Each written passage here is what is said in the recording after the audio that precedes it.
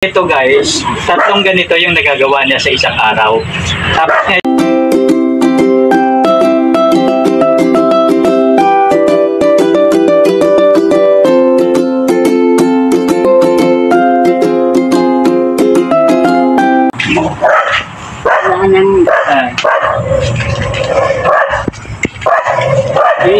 ano ba, yung kasama niyo po? Patay na po. Bali, sino na po yung kasama niyo dito? Yan na, yung pagkakalay ko natin sa buko. Yung pagkalawa na sa Opo. yung pagkakalo na sa tabako. Opo. Yung pagkakalo sa sanyo. Bali, ang pangalan niyo po ay si Nanay Winifreda. Ilan po na po kayo? 22. Aba? Dati pa ano pang ikinabubuhay niyo? Pagsasaka. Pagsasaka. Yung buhay pang Asawa niyo po? Opo. ngayon. Ito. Gumagawa po kayo ng basahan. Basta naman po yung negosyo po, ano? Okay naman. At saka nagtitinda ako ng mga short na pambata. Opo. Short na pambata. Bali, ito po, Nay. Mga ganito, oh. Yun ang mananahe yung mga Maganda yung gawa ni Nanay yun na ang basahan. kinabubuhay namin at saka panggasto sa pag-aaral ng mga apo ko. Mga ukay-ukay yung tinatahan. Ito po mga pangkakayukay na po. Bumibili kami ng Tela. oo. Bali, ito po, maganda po yung short, ano, yung pambahay po, ano. Ito po mga short na to, magkano po yung benta nyo sa ganito? 10 lang. 10 piso, murang-mura, affordable ng mga tao, masa. Tapos ito pa, guys. Ma'am, okay lang po na i-video ko, i-vlog, para yung mga nanonood sa akin, kasi vlogger po ako, pwedeng umorder sa inyo. Halimbawa. So ito guys, mayroon sa nanay ng mga tinatagin na mga ganito.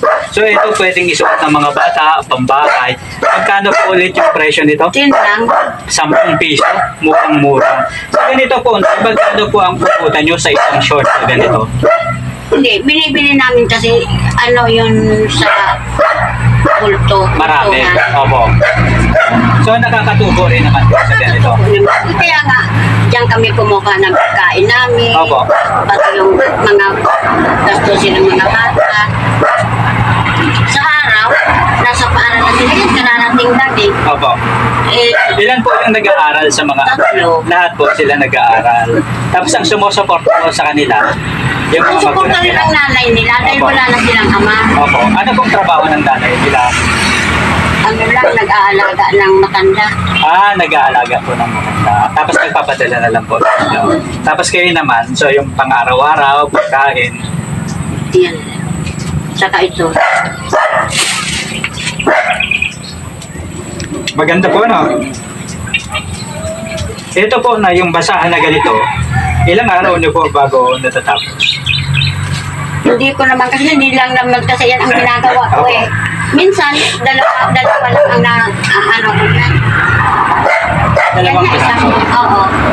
Itong isang ganito po, halos mga ilang oras po bago matapos yung isang basahan na ganito po. Hindi ko inuulasan. Oo. Ano, kung dire-diretso yung patuman, mga ilang araw niyo po bago matapos yung Noon, ano, video, bata-bata ako, Opo. nakakatatlo ako sa isang araw. tatlo. Ngayon, isa na lang. Isang piraso po. Dati, tatlo. Tapos ngayon, isa na lang. So, sa ganito po, magkano nyo po binibenta? 35. Tatlo isang daan. Opo. Maganda, no? Tapos Ito, mayroon na pwedeng akong ano basahan, dito. So ito, dati si Nanay, yung talagang kabataan niya, ito guys, tatlong ganito yung nagagawa niya sa isang araw. Tapos ngayon, isang piraso na lang.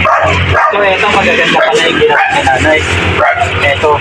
So binibenta niyo po, Nay, 35 pesos ang isa, o kaya 100, tatlong piraso. So ito guys, magaganda at saka quality. Nakita naman natin talagang may pagawaan si Nanay na ano, na ganito. Ito po, Nay, saan niyo po binibili itong mga materyales na ganito? Sa okay din. Yung mga sobra-sobra po, ano? Yung mga hindi na nabibili, yun din ang binibili ko. Paano nyo po? Saan nyo po? Binibili ko sa ano. Binibili ko. Tapos, po gugupitin. Tapos naayos na lang po yung kulay para bumalanse. Ganun po yung mga sistema po. No? Ibig sabihin po na, halimbawa may mga luma po akong damit, pwede pala yung ibigay sa inyo. Oo, yung, Halimbawa, basta yung mga, yung mga, ayos na damit. okay, yung na dito, Yung parang mga polo na nai-stretch. Ibig sabihin po, halimbawa, yung mga kaibigan ko, meron po mga lumang damit na parapetan, pwede po yun. Na magagamit nyo po sa panghanap buhay ninyo. So, saan naman po ninyo pwedeng binibenta ito? Kung, Sa Tigaon. Sa Tigaon, may binabagsakan po kayo doon. Ayan. So, at least meron na po kayong binabagsakan. Ano? Dito po sa Salugon, wala pong kumukuha nito. Sa Tuesday market po, hindi po kayo nagbibenta. Minsan, dinadala ko rin yan.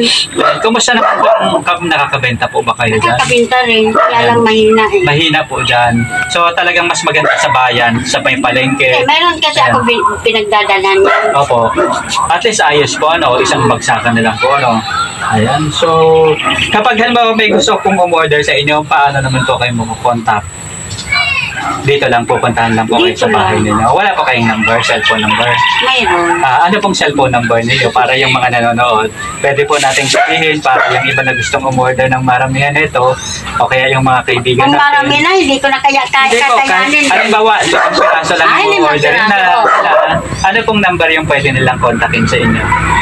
0909 0909 30 30 19 19 519. 519. Ayun, so guys, kapag gusto nyo umorder, pakonti-konti, at saka gusto nyo rin tulungan si nanay para magkaroon ng mas magandang hanap buhay, ayan.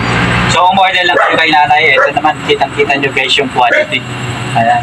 So, maraming salamat po sa pag-share nyo sa amin ng story. So, ito isang kabuhayan dito sa Salugon na talagang magandang suportahan, Ayan.